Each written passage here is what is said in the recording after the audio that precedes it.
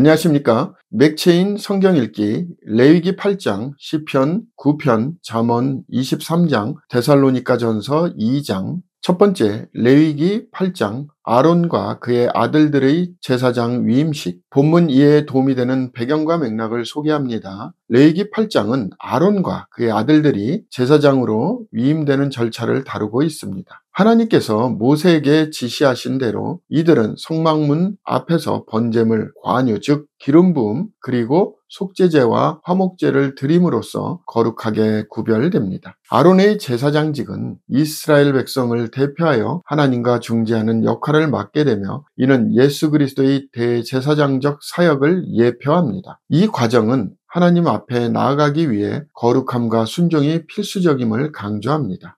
본문의 중요 구절을 소개합니다. 레위기 8장 12절에서 13절. 또 관유를 아론의 머리에 붓고 그에게 발라 거룩하게 하고, 모세가 또 아론의 아들들을 데려다가 그들에게 속옷을 입히고 띠를 띄우며 관을 씌웠으며 여호와께서 모세에게 명령하신 것과 같았더라.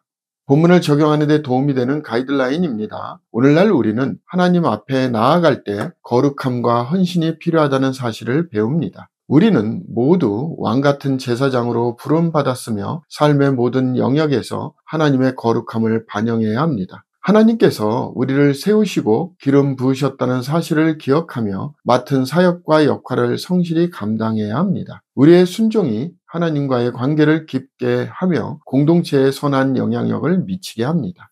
두 번째, 시편 9편, 하나님의 공의와 보호. 본문 이해에 도움이 되는 배경과 맥락을 소개합니다. 시편 9편은 다윗의 찬양시로 그는 하나님의 공의로운 심판과 압제당하는 자들에 대한 보호를 찬양합니다. 여호와께서 영원히 앉으시며 심판을 위하여 보좌를 준비하셨도다는 말씀은 하나님이 영원한 심판자로서 의로움을 행하신다는 믿음을 표현합니다. 다윗은 또한 고난당하는 자들의 피난처로서 하나님을 신뢰하며 그분의 이름을 아는 자들은 결코 버림받지 않을 것이라고 고백합니다. 이 시편은 공의와 구원이라는 이중적 주제를 통해 하나님께서 악을 심판하시고 의인을 구원하심을 강조합니다.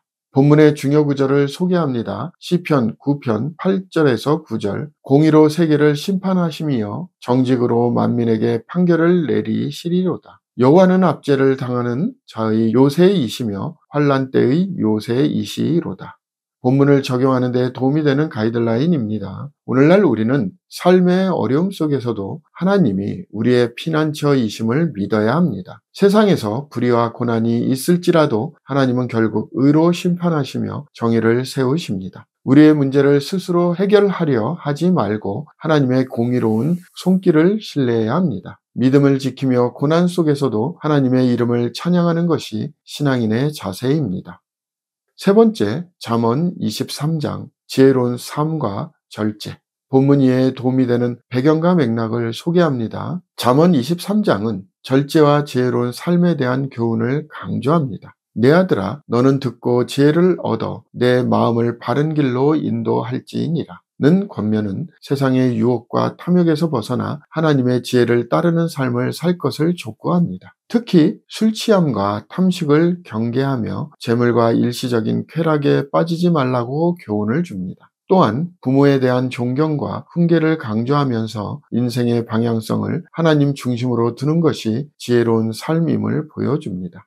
본문의 중요 구절을 소개합니다. 잠언 23장 22절에서 23절. 너를 낳은 아비에게 청종하고 내 늙은 어미를 경히 여기지 말지니라. 진리를 사되 팔지는 말며 지혜와 훈계와 명철도 그리 할지니라. 본문을 적용하는 데 도움이 되는 가이드라인입니다. 오늘날 우리는 물질적 성공이나 순간적인 쾌락보다 지혜와 진리를 추구하는 삶을 살아야 합니다. 하나님께서 주시는 지혜와 명철은 인생을 바르게 인도하는 나침판이 됩니다. 부모와 선배의 조언을 귀 기울여 듣고 삶의 유혹을 절제하는 것이 중요합니다. 진정한 성공은 세상의 기준이 아닌 하나님 앞에서 신실하게 살아가는 것에 있습니다. 오늘의 마지막 본문 데살로니가전서 2장, 복음 사역자의 자세와 교회의 반응. 본문 이해에 도움이 되는 배경과 맥락을 소개합니다. 데살로니가 전서 2장은 바울이 자신의 복음 사역을 돌아보며 데살로니가 교회의 성도들이 복음을 어떻게 받아들였는지를 강조합니다. 바울은 복음을 전할 때 사람을 기쁘게 하려 하지 않고 오직 하나님을 기쁘시게 하기 위해 사역했다고 밝힙니다. 또한 부드러운 어머니와 격려하는 아버지의 모습으로 성도들을 돌보았음을 설명하면서 그들이 복음을 말씀으로 받아들여 삶에서 실천하고 있는 것을 칭찬합니다. 이 장은 진정성 있는 사역자의 자세와 성도의 바른 반응을 보여줍니다.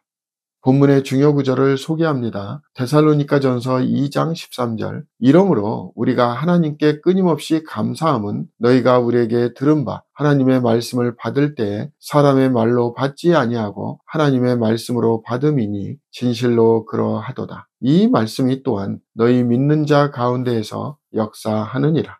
본문을 적용하는 데 도움이 되는 가이드라인입니다. 오늘날 우리는 복음을 전하는 사역에 있어 진정성과 겸손을 갖춰야 합니다. 사람의 인정을 구하기보다 하나님의 기쁨을 위해 사역해야 하며 말씀을 들을 때도 단순한 지식이 아닌 하나님의 살아있는 말씀으로 받아들여야 합니다. 우리의 삶이 복음에 합당한 열매를 맺도록 노력해야 하며 성도로서 복음의 증인으로 살아가는 것이 중요합니다. 말씀은 단지 듣는 데서 끝나는 것이 아니라 삶에서 역사하는 능력이 되어야 합니다. 감사합니다.